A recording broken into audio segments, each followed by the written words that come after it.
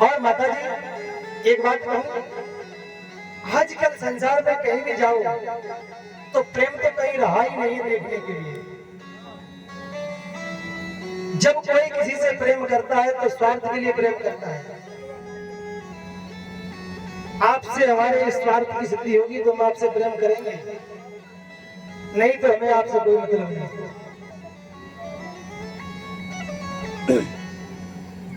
स्वर नर मन की है रीति, स्वार्थ लाग करे सकती है।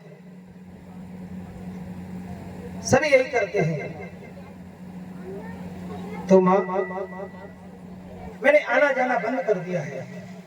पार्वती जी कहती नारद कुछ भी हो पर हमारे यहाँ तो बड़ा प्रेम। क्यों कि देखो हमारे बड़े पुत्र का वाहन मोर है और बाबा के गले में जो सर्प लटके हुए हैं तो देखो दोनों आराम से रहते हैं। और छोटे पुत्र का वाहन चूहा है और देखो चूहा भी आराम से बैठा हुआ है। महाराज और तो और हम दोनों पति पत्नी में भी इतना बड़ा प्रेम है कि महाराज हमारे भोले बाबा तो हमसे इतना प्रेम करते हैं।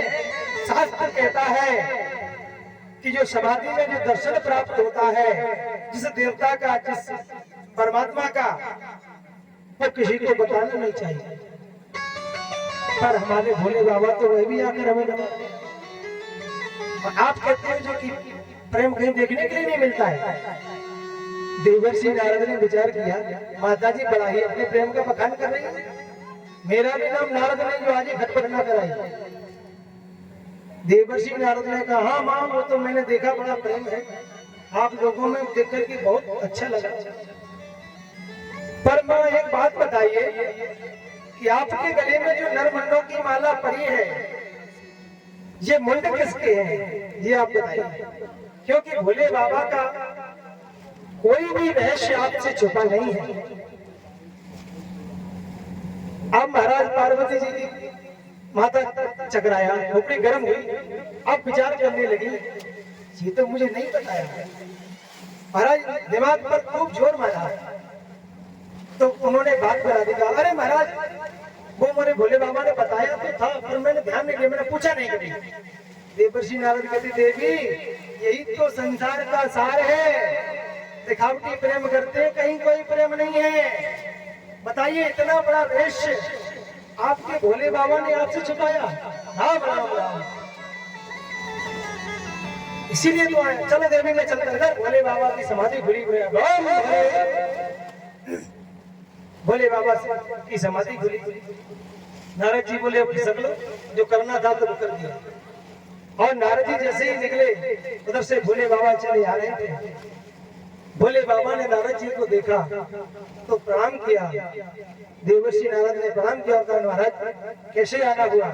महाराज आपकी कृपा थी, बहुत देर से आया था और माता जी से वार्तालाप हो रहा था। खूब अच्छा सत्संग हुआ और महाराज आप जल्दी बना रही है, आपको माता जी याद कर रही है। भोले बाबा ने कहा महाराज जहाँ आपके चरण पड़ जाए वहां तो याद होना ही होना है। और जैसे ही महाराज इधर पहुंचे, जब जाकर के पहुंचे और देखा जाकर के तो महाराज पूरे पर्वत पर महाराज पूरे सामान बिखरा हुआ पड़ा है। और उस समय महाराज जब उन्होंने देखा तो माता पार्वती जी का कहीं पता नहीं चला। पता नहीं चला तो विचार करने लगी कहाँ है। तो उन्होंने जब देखा कि गोप भवन में माता पार्वती मलिन वस्त्रों को पहन कर बैठी, कहते हैं ना महाराज पहले एक अलग व्यवस्था थी। भोजन बनाने के लिए किचन अलग बनाई जाती थी, शयन करने के लिए निवास अलग होता था और अतिथियों के आने का निवास अलग होता था, है ना।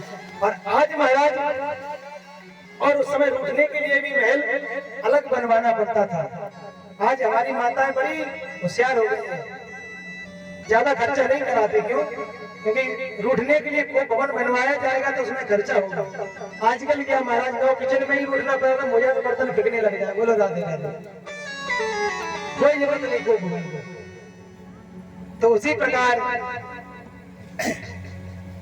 जब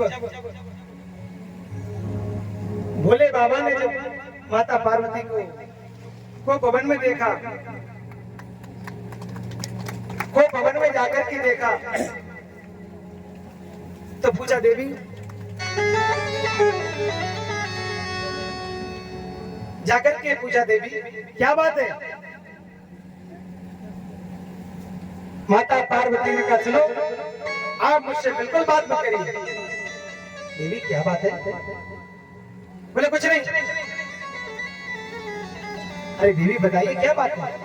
अरे वो तो आप जैसे ऊपर से काले दिखते थे, अंदर से भी काले कपटी हो। राम राम, मैं तो आप पर भरोसा करके परेशान थी, इतना भरोसा कर रही थी, लेकिन आपके अंदर इतना कपट। देवी मैंने किया क्या है? अरे महाराज, वो तो भला हो नारद जी का, जिन्होंने आकर के मेरी आंखें खोल दी।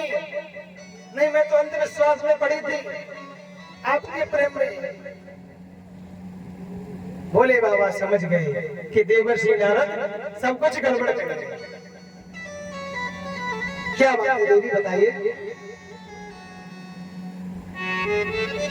हाँ महाराज जी बताइए। आपके गले में जो मुंड पड़े हुए हैं, आपने कभी इनके बारे में बताया? ये किसके मुंड है? भोले बाबा ने कहा ओह ये बात है। अरे देवी, तब तो ये तुम्हारे प्रेम का सबसे बड़ा प्रमाण है। क्यों? देवी जी, हमारे गले में जो मुंड पड़े हुए हैं वो किसी और के मुंड नहीं, वो तुम्हारे ही है। मतलब? हाँ देवी, ये जो मुंड पड़े हैं वो आपके ही हैं।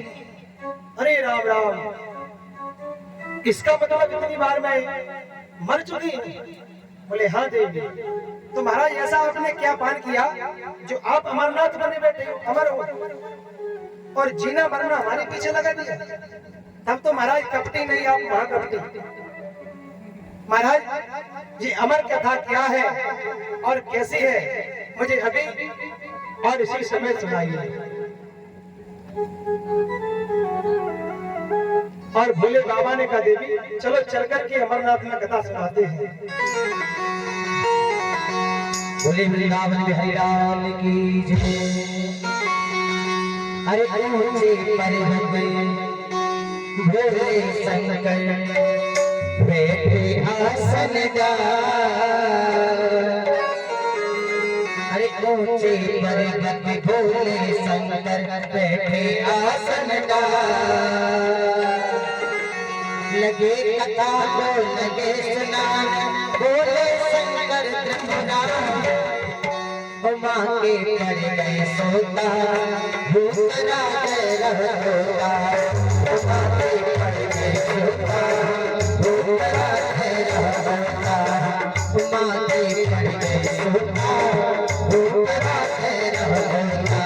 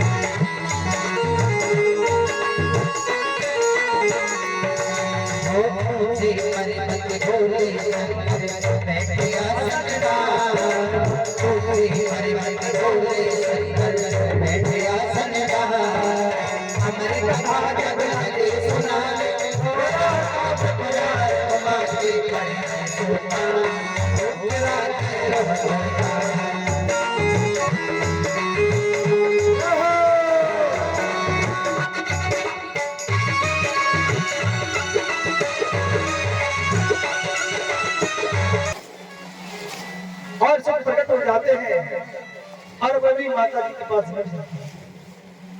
इधर जब महाराज चतुर्थ दिवस की चौथे दिन की कथा आई तो कहते हैं चौथे दिन रसगुल्ले की जब कथा आती है तो महाराज मुंह में पानी आ जाता है। बोलो राधे राधे। रसगुल्ले का नाम लेकर के सभी के मुख में पानी आ गया। बोलो राधे राधे, क्योंकि नाम ही बड़ा विचित्र है। तो जब भगवान कृष्ण के जन्म की कथा आई और बड़ी ही दिव्य कथा थी, सभी उसमें लीन हो गए और माता पार्वती भी उसमें लीन हो गई और धीरे धीरे उनको निद्रा आ गई। इधर सुन ने सोचा यदि माता जी सो गई तो भोले बाबा की कथा बंद हो जाएगी, क्योंकि भोले बाबा ने पहले शर्त रखी थी कि देवी हमारा कथा सुनाने का एक नियम है, क्या कि जब हम कथा सुनाते हैं तो मुझे हुक्म देते रहना। तो माता पार्वती ने कहा ठीक है महाराज। तो शुभ पक्षी ने सोचा, शुभ पक्षी ने सोचा कि यदि माता जी सो गई और उनका बंद हो गए तो कथा भी बंद हो जाएगी, इतना आनंद बरस रहा है कैसे काम। तो माता जी के शब्दों में ही हूं करना प्रारंभ कर दिया और जब कथा जैसे ही सप्तम दिवस की संपन्न हुई और भोले बाबा ने आवाज लगाई परिवार कृष्ण लाल की, और तब माता पार्वती ने चटपटा करके अपने ध्यान को किया। अच्छा महाराज क्या हुआ? भोले बाबा ने कहा क्या हुआ? देवी कथा पूरी हो गई और क्या हुआ? तो देवी कथा तुम सुन भी रही थी कि नहीं? पार्वती जी ने डरते डरते कहा महाराज क्षमा करना, मेरी थोड़ी आग लग गई थी। भोले बाबा ने कहा राम राम, तो ये होकर किसने दिया? जब देखा तो पीछे जाकर के देखा तो शुक बैठे हुए होकर भर रहे हुए सब। भोले बाबा ने कहा देखो तो इस चोर को, देवी मैं कथा सुनाने के लिए तुमको बैठा था और ये चोरी से कथा सुन गया और इसने मेरे पीछे बैठकर कथा सुनी है। कहते हैं पीछे बैठकर कथा नहीं सुननी चाहिए, पीछे बैठकर कथा सुनने से ब्रह्म विद्या की चोरी होती है। देवी इसने मेरी ब्रह्म विद्या की चोरी की है, इसको जीवित नहीं छोड़ूंगा। और त्रिशूल लेकर के भोले बाबा दौड़ पड़े और आगे आगे तोताराम जी, पीछे भोले बाबा दौड़ते चले जाते। आगे आगे तोता पीछे शिव शंकर जी धाये हैं, आगे आगे तोता पीछे शिव शंकर जी धाये हैं। आगे आगे तोता पीछे शिव शंकर जी धाये हैं, आगे आगे तोता पीछे शंकर जी धाये हैं। व्यास पत्नी पिंगला के प्राण उसने बचाए हैं, व्यास पत्नी पिंगला के प्राण उसने बचाए हैं। उनके द्वारा पेट में, उनके द्वारा पेट में सुआ घुस गया, उनके द्वारा पेट में सुआ घुस गया। वही सुआ व्यास पुत्र, वही सुआ व्यास पुत्र सुखदेव हो गया, वही सुआ व्यास पुत्र सुखदेव हो गया। आगे आगे तोता पीछे शंकर जी आए, आगे तोता पीछे शंकर जी आए।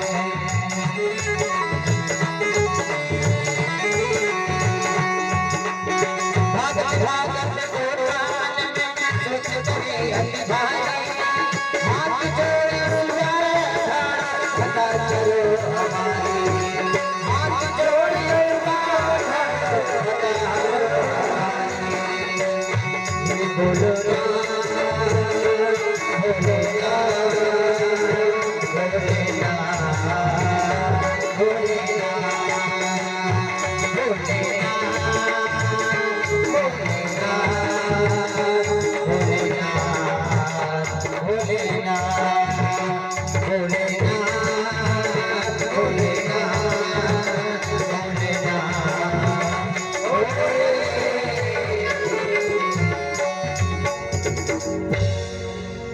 आगे आगे तोता पीछे शिव शंकर जी घाये हैं, आगे तोता जी भाग रहे हो, पीछे शंकर जी पड़े हुए हैं। चलो कहाँ चलोगे? चलते जाते हैं। यहाँ वेद व्यास जी महाराज की पत्नी अपने ऋतु धर्म से निवृत्त होकर के अपने केस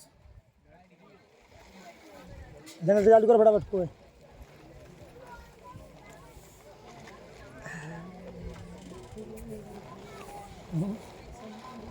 देखो बन जाए तो पानी नहीं पिए तो नहीं पिए नहीं बनेगा तो नहीं तपस्या नहीं पानी होने के नहीं पिए तो नहीं पिए जब चुप गया तब देखेंगे चलन दे अब देखे जनो चलेगा हम देखे बात है यार सोएमान नहीं है जी इतनी एसी हो लोगों बढ़िया बिल्कुल अलपट लग रही है तब सोएमान होती है बात कथा बहुत डरी है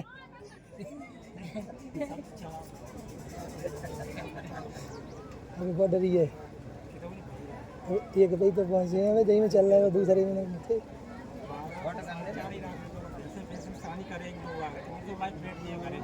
एक भाई चालू कर दो भाई चालू कर 1.5 भाई चालू भाई इतना तीसरे पनीर आन में अब चार मतलब दो बना दो और कभी मत पूछो कल और परसों हाँ सोई धीरे हो जी दर्शन बाद बिल्कुल आगे कंट्रोल में कथा है तब तो बिल्कुल थोड़ी देर से तो भय नहीं होने और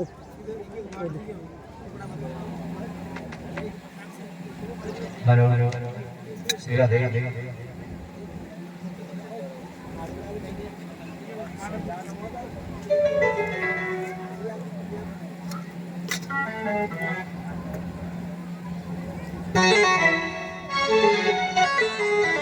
जब श्री बोले वृंदावन बिहारी लाल की जय। इधर वेद व्यास जी महाराज की पत्नी अपने ऋतु धर्म से निवृत्त होकर अपने केशों को सुखा रही थी और परमात्मा से निवेदन कर रही थी कि हे हरि, हमको कब संतान रत्न की प्राप्ति होगी। और जैसे ही महाराज उनको वासी आई, अरे यार चले जाओ नहीं जाओ लौट भी नहीं जल्दी और खाए नहीं जैसे ही उनको वासी आई और तोताराम जी मुखद्वार हो गए। बोलो राधे राधे।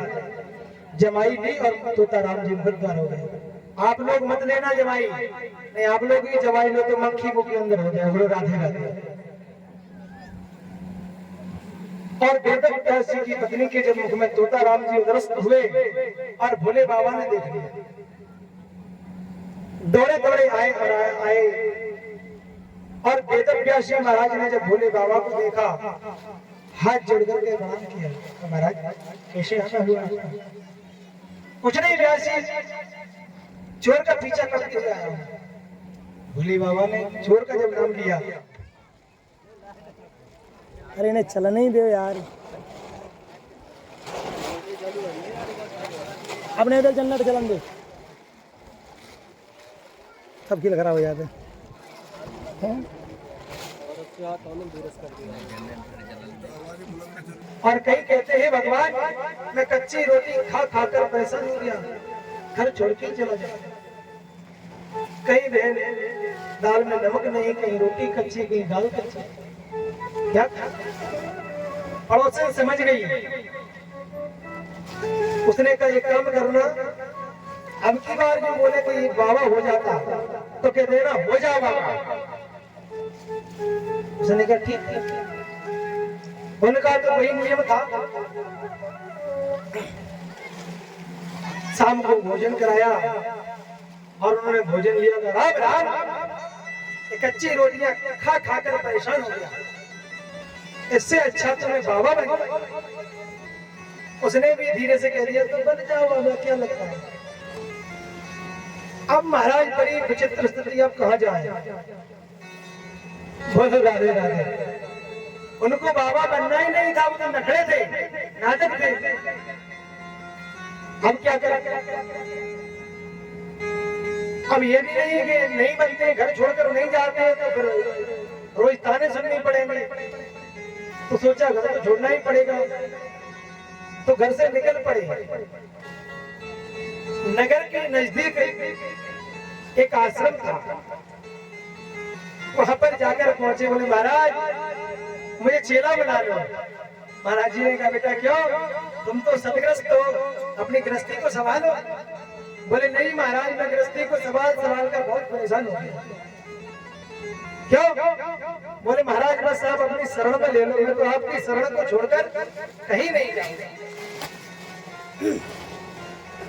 महात्मा ने कहा तो ठीक है बेटा, तुम्हारी जैसी मर्जी, बन जाओ चेला। चेला बना लिया महाराज, कंठी दे दी। एक दो दिन तो महाराज खूब चकाचक माल छाना। उन्होंने भी सोचा बहुत अच्छा है, घर में गोबर न डालना पड़े, ना शादी करना पड़े, और ना घर की टेंशन के छूटे। यहाँ तो नहीं के चकाचक खाए रहे, नहीं के पड़े। जब महाराज 3-4 दिन बीते और जो और संत महात्मा थे उन्होंने कहा ये क्यों पड़ा रहता है, ये कुछ कार्य क्यों नहीं करता है, हम भी पड़े पड़े खाएंगे। अब गुरुदेव के पास शिकायत गई तो गुरुदेव ने कहा ऐसा करो, एक काम उसको भी दे दो, सभी लोग काम को बांटो। सभी ने एक काम लिया और काम लेकर के कहा जाओ तुम आश्रम में 4 गाय है, इन गायों को घुमा के लाया करो, नहीं तुम्हारी भक्ति है, और आप बड़े बड़े चकाचक माल छानो खूब खाओ। उसने कहा ठीक है महाराज। गया, गर्मियों का समय था, एक वृक्ष के नीचे जाकर लेट गया और वहां से गाय छोड़ दी। गाय गौचर करने लगी। जब उसने टाइम देखा कि अब चले भोजन का टाइम हो रहा है, तो गायों को घेरना प्रारंभ किया। तो महाराज एक गाय को लेकर आता है और दूसरी को लेने जाता है, उसको लेके आता है, तब तक वो भाग जाती है।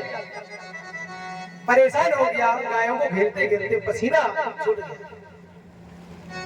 अब घर की याद करने लगा, कहने लगा परमात्मा अपने राम को ही पड़ी थी बाबा बनने की, और बनने बाबा नहीं, घर में हमारी ब्राह्मणी घर वाली अरे आनंद से भोजन चकाचक चढ़ाती थी, लेकिन अपने राम की बुद्धि खराब हो गई।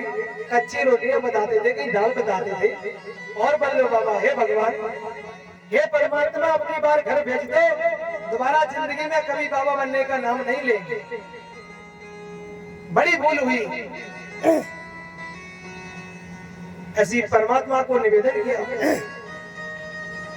तो परमात्मा की कृपा हुई और 4 गायें अपने आप आकर के इकट्ठी हो गई और गायों को लेकर आया, आश्रम में लाकर बांध दिया। गुरुदेव ने कहा बेटा गौचारण करके आ गए? बोले हाँ गुरुदेव आ गए, अब जल्दी से भोजन बता दो, बस भूख लग रही है। गुरुदेव ने कहा जाओ जाकर के बेटा भंडार गृह में चले जाओ। भंडार गृह में पहुंचा तो वहां महाराज जी रहने वाले थे, भोजन भट्ट, सारा भोजन खा गए। बोले राधे राधे, उसके लिए कुछ नहीं छोड़ा। उसने आकर के गुरुदेव से सिखा दिया, गुरुदेव भोजन नहीं है, मैं क्या करूं, मुझे तो भूख लग रही है। गुरुदेव ने कहा बेटा तो कोई बात नहीं, बाल्टी में गौमूत्र रखा है और चावल रखे हैं, गौमूत्र में उबाल के चावल खा लो। अब घबराया, हे भगवान अच्छा भला भोजन प्राप्त हो रहा था, अच्छी भली सेवा हो रही थी घर पर, अब यहाँ पर हमारी मति मारी गई जो बाबा बनने का नाम लिया। हे प्रभु अब हमको घर भेज दो, कभी जिंदगी में बाबा बनने का नाम नहीं लेंगे। मुझसे बहुत बड़ी भूल हुई, मैंने जो अपनी घर वाली को परेशान किया। जब अपनी गलती का एहसास हुआ और परमात्मा की कृपा हुई तो गांव के नजदीक एक आश्रम तो था, तो उनकी भैंस छूट करके चलते चलते आश्रम पर पहुंच गई। आश्रम पर पहुंची और उसने भैंस को देखा, महाराज तो बड़ा खुश हो गया कि घर जाने का बहुत अच्छा मौका मिल गया। और उसने एक महाराज डंडा उठाया और भैंस में देख दिया। कहते हैं ना कि जब जीव को कितना भी सताओ तो अपने की तरफ ही भागता है, तो भैंस घर की तरफ भागने लगी। तो महाराज भैंस की पूंछ पकड़ के वो भी पीछे दौड़ने लगा। पूंछ पकड़ के दौड़ता हुआ चला आ रहा था। इधर श्रीमती जी दरवाजे पर खड़ी थी, हाथ रखे ऐसे, और भैंस पहुंची दरवाजे पर। अब पहले तो उसकी जब आंखों को देखा तो महाराज डर गया। पहले डरते डरते बोला, ऐसे क्या आंखें फाड़ फाड़ कर देख रही है? ये हमारे पास गई थी, बोली 4 दिन से मैं भूखी हूँ, मुझे भोजन दिलाओ, इसीलिए मुझे आना पड़ा। उसने कहा, हो गए बाबा? नीचे को सिर करके रहेगा, कोई जवाब नहीं देता। बोला दादा, तो ऐसा वैराग्य नहीं होना चाहिए जो पुणे आकर के उस घर में गिरना पड़े। सुखदेव जी महाराज का ऐसा वैराग्य नहीं है जो उत्तर बढ़ता ही गया। जिन सुखदेव जी महाराज ने जब जीवों की दुर्दशा को देखा कि संसार नाम करुणया पुराण गुह्यम, संसार के कलुषित प्राणियों का कल्याण कैसे है, तो पुराण गुह्यम, पुराण का दोहन करके सर्वत्र श्रीमद् भागवत को प्रकट। क्यों?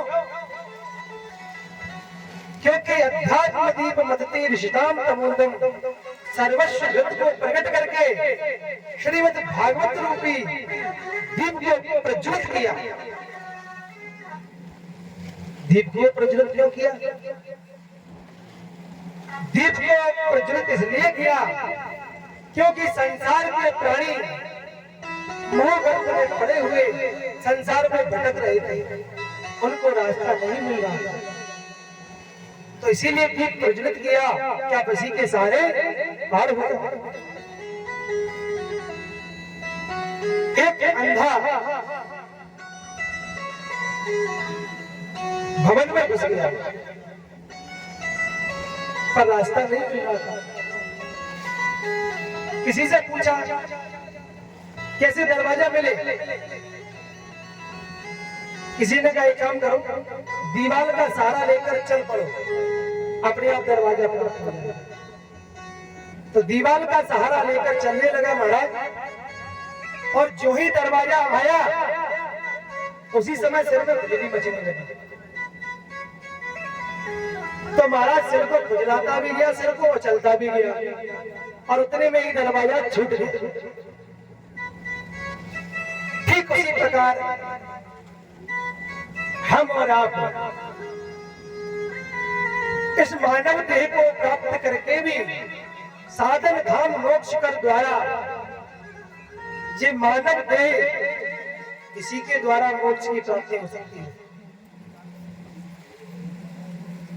और जब हम इस मोक्ष के दरवाजे को छोड़ करके, मोक्ष के द्वार को छोड़ करके सांसारिक क्रीड़ाओं में लग जाते हैं और इसे भूल जाते हैं, तो अंत में 84 लाख योनियों में भटक जाते हैं। तो जो व्यक्ति अंधकार में भटक रहे थे, उन श्री सुखदेव जी महाराज ने अध्यात्म का दीप जला करके सभी को रास्ता दिखाया कि चलो इसके माध्यम से आप इस भवात्मी से पार हो जाओ। मध्यात्म दीप मत तीर्षांत मुंडम, संसार नाम करो यहाँ पुराण गई।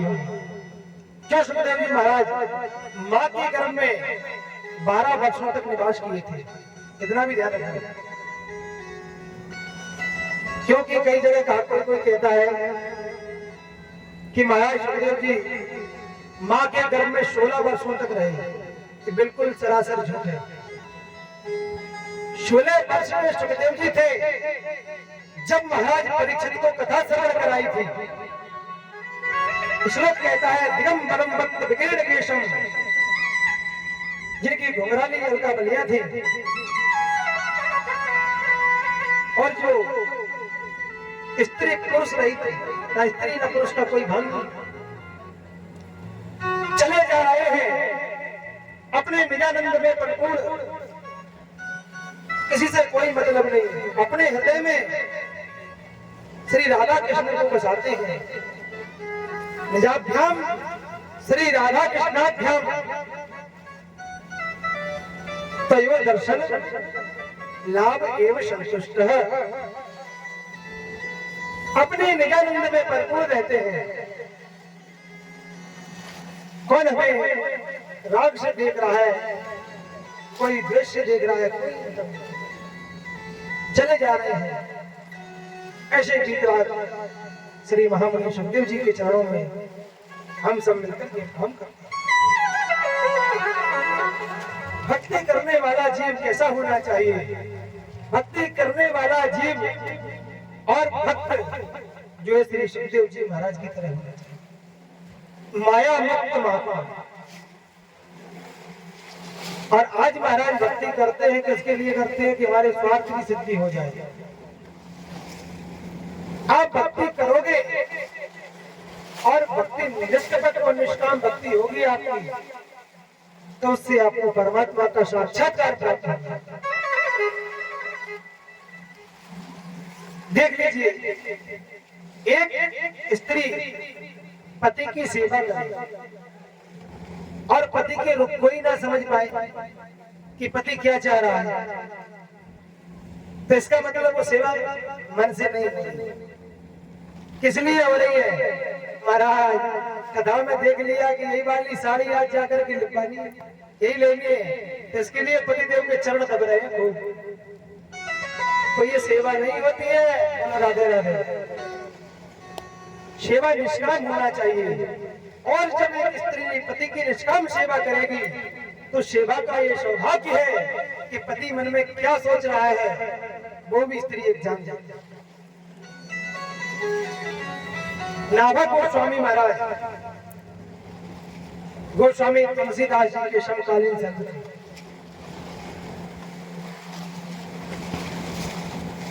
जन्म हुआ और जन्म से नेत्रहीन थे, अंधे पैदा हुए। और जब जन्म हुआ तो उसी समय अकाल पड़ गया। तो सभी उनको पूछने लगे, कहने लगे देखो राम राम, जब से ये अंधा पैदा हुआ है तब से हमारे घर का सब कुछ बर्बाद हो गया, लुट गया। माता पिता भी घर, और अंत में एक दिन माता पिता ने लिया और लाकर के बालक को जंगल में छोड़ दिया और वहीं से चले गए। जंगल में चले गए, बालक को जंगल से छोड़कर चले गए। बालक जंगल में पड़ा रहा। वहीं से एक संत निकले जिनका नाम था श्री स्वामी अकरदास जी महाराज। ये रामानंद संप्रदाय के संत थे। उन्होंने देखा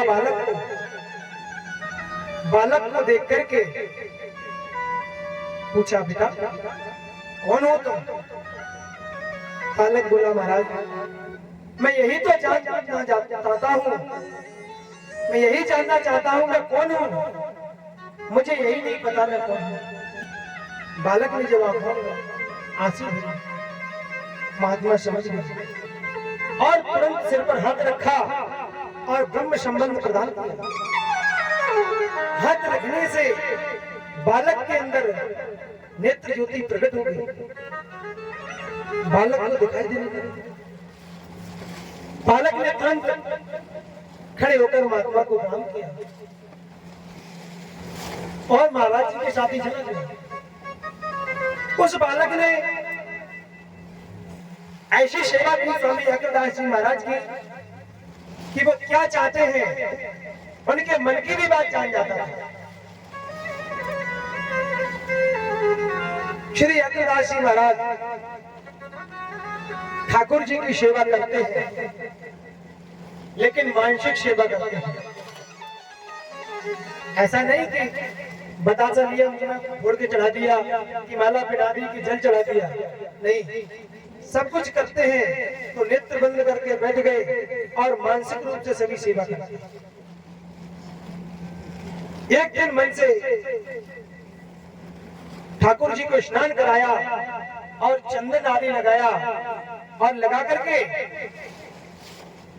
ठाकुर जी को माला पहनाने के लिए जा रहे थे, हाथों में ले लिया। और जैसे ही माला को हाथों में लिया, इधर उनका एक शिष्य उद्योगपति व्यापारी था, समुद्र से एक जहाज को लेकर जा रहा था। उसी समय तूफान ने, समुद्र की लहरों ने जहाज को गिरा दिया। जहाज डगमगाने लगा तो उसने भी बड़े बड़े अर्ध भाव से पुकारा, गुरुदेव रक्षा करो, गुरुदेव रक्षा करो।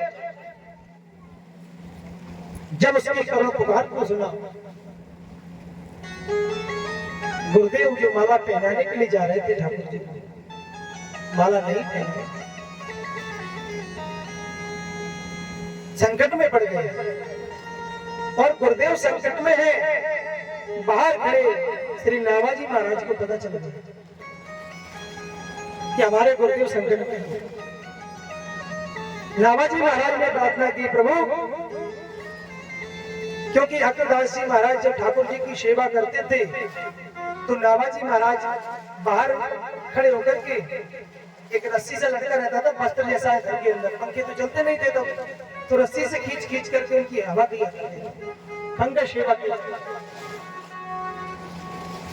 नावाजी ने कहा गुरुदेव से, हे प्रभु, मुझे गुरुदेव की पंखा सेवा से जो पुण्य प्राप्त हो, वह पुण्य मेरे गुरु भाई को मिल जाए, हमारे गुरु भाई को वह संकट टल जाए।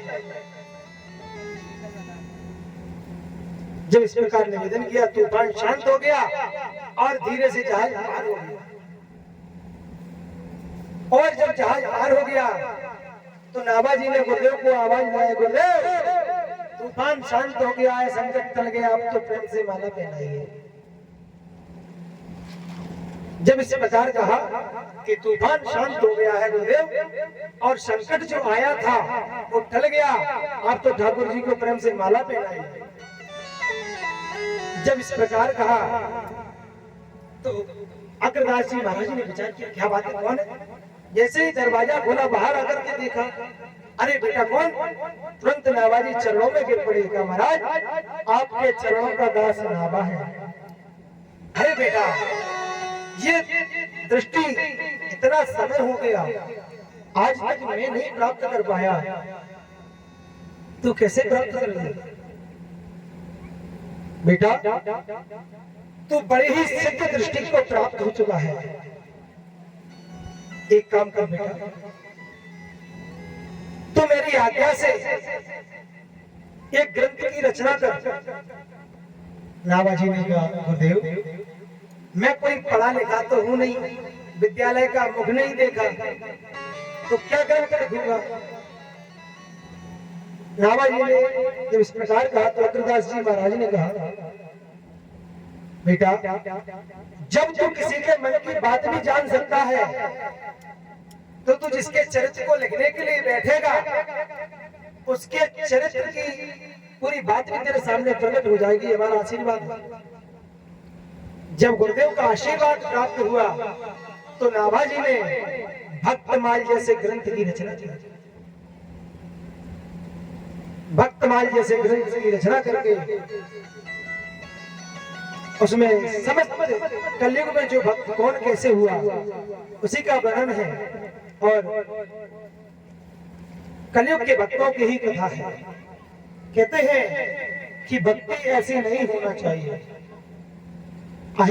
अप्रतिहता, और भक्त वही बना है जिसको संसार ने सताया है।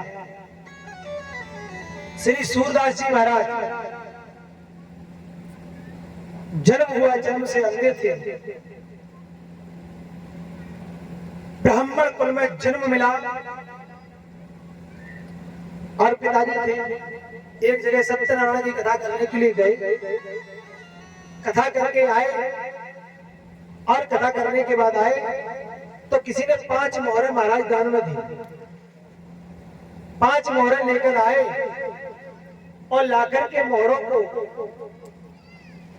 छप्पर में रख दिया, और उसी समय चुआ राम जी आए, उन मोहरों को लेकर बिल में चले गए। और जब उन्होंने देखा, जब जरूरत पड़ी एक दिन उनके पिताजी ने, तो महाराज मोहरे वहां पर थी नहीं,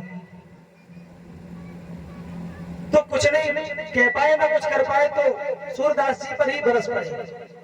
अरे राम राम, जब से ये हमदा घर में पैदा हुआ है तब से हमारा नुकसान ही हो रहा है, कुछ नहीं करता। ये बड़ाई कलंकी घर में पैदा हुआ है। सूरदास जी ने कहा, बेटा पिताजी आप कहो तो मैं आपकी मोहरों को भी बता सकता हूं। सूरदास जी ने जब कहा तो पिताजी ने कहा, बेटा बताओ जल्दी। कहा, पिताजी एक शर्त के ऊपर बताऊंगा। क्या शर्त है? शर्त यह है कि मैं तुम्हारी मोहरों को बताकर के घर को छोड़कर चला जाऊंगा, घर में नहीं रहूंगा। पिताजी ने कहा, बेटा तू कल जाए तो अभी ही चलो जा घर पे, हमारी मोहरों को बताएगा। तो कहा, जाओ जाकर के दक्षिण दिशा में चूहे का बिल है, उसी में रखी हुई है। और जब जाकर के देखा तो चूहों के बिल पर दक्षिण की दिशा में जाकर के देखा तो पांचों मोहरों को देखा, मोहरों को प्राप्त किया, मोहरों को पाया। तो समझ कहने विचार किया, अरे बेटा तुमने मोहरें हमारी बना दी। अब उन्होंने अपना दिमाग घुमाया, क्यों ना इसकी दिव्य दृष्टि का फायदा उठाया जाए, इससे तो बड़ा लाभ प्राप्त हो सकता है। अरे बेटा तू तो जन्म से अंधा है, अंधा कहाँ भटकता घूमेगा, कहाँ गिरेगा, चक्कर खाएगा, तू तो यहीं पर रह, कहीं मत जा। सूरदास जी ने कहा, नहीं पिताजी, बचनों को याद करो, आपने कहा था कि हमारी मोहरें दे दो, उसके बाद जहां मन वहां चले जाना। अब नहीं।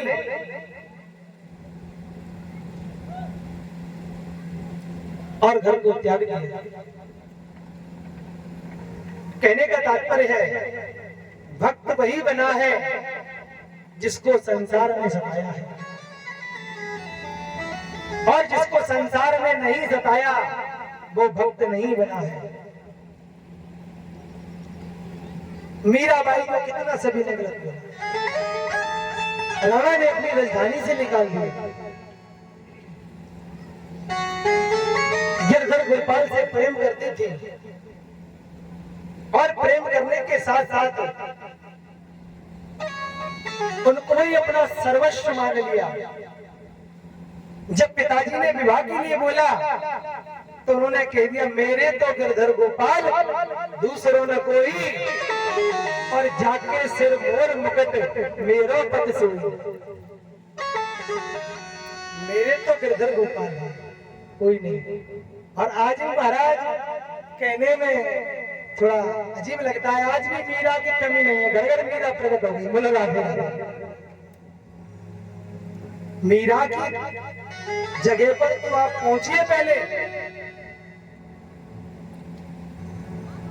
क्यों? मीरा ने तो सर्वस्व मात्र एक परमात्मा को मान लिया था, अपना जीवन परमात्मा में लगा दिया था। आज महाराज देखो कहीं जा रहे हैं तो ठाकुर जी को बैठा लिया गोद में, और उन्हीं हाथों से अपन अंगुलियां चाटते जा रहे हैं, उन्हीं हाथों से ठाकुर जी को खिलाते जा रहे हैं। कहीं पर टिक्की आलू की पी रहे हैं तो उनको रख दिया वही हाथों से, उनको खिला दिया वही रख दिया। दूसरी जमीन पर बैठे, वहां पर पिस्टा गोबर आदि पड़ा हुआ है, वही अपने आप बैठ गए, वही उनको रख लिया। तो फिर आप में और परमात्मा में क्या अंतर रहा?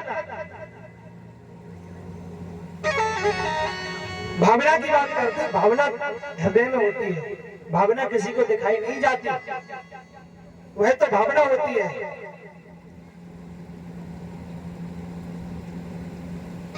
मीरा जी ने सर्वस्व अपना कन्हैया को माना था। अभी आपको कोई आकर के मिर्ची घोल के गिलास में दे दे, मिर्ची का घोल बना के, और कहे भगवान का नाम लेकर पी जाओ, पी सकते हो? बताइए। और मीरा को तो जिसका प्याला दिया गया, कहा उसको पी जाओ, तब मीरा ने विष का प्याला लिया और अपने गिरधर गोपाल का नाम लेकर के बंद कर दिया। तो ये तो मीरा के लक्षण होते हैं।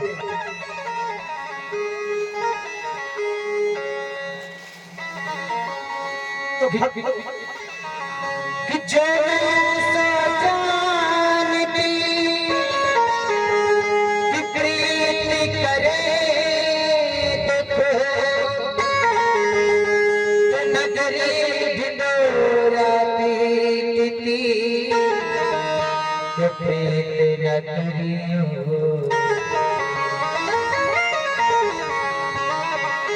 कि काहे मेरी अखियों में पानी काहे तेरी अखियों में पानी हो कृष्ण दीवाने मेरा श्याम तेरा कृष्ण दीवाने मेरा श्याम तेरा काहे मेरी अखियों में पानी काहे मेरी अखियों में पानी